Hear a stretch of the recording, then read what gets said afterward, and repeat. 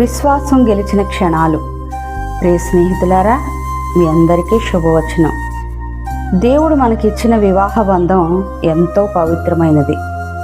కానీ ఒక ప్రశ్న మన ముందుంటుంది.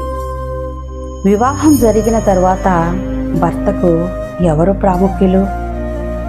తల్లిదండ్రుల లేక భార్య?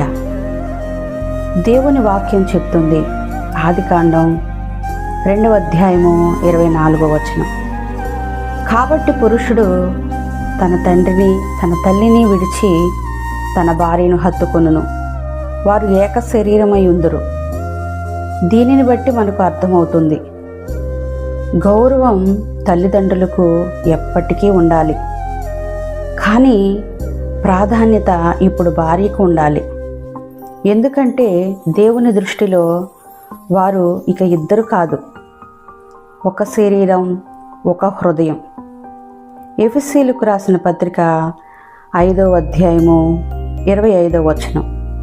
పురుషులారా, మీరును మీ భార్యలను ప్రేమించుడి, క్రీస్తు సంఘమును ప్రేమించునులాగున మీరును ప్రేమించుడి. అంటే భర్త తన భార్యను కాపాడుతూ గౌరవిస్తూ మొదటి స్థానంలో ఉంచాలి. ఒక వృక్షానికి వేర్లు గౌరవించదగ్గ తల్లిదండ్రులు, అయితే పువ్వులు, ఫలాలు, ఆకులు ఇవన్నీ భార్యతో మొదలయ్యే కొత్త కుటుంబం. వేర్లు లేకుండా చెట్టు నిలబడదు, కానీ పువ్వులు లేకుండా దానికి అందం ఉండదు. కాబట్టి భర్తలు తల్లిదండ్రులను గౌరవించాలి, కానీ ప్రాధాన్యత భార్యకి ఇవ్వాలి.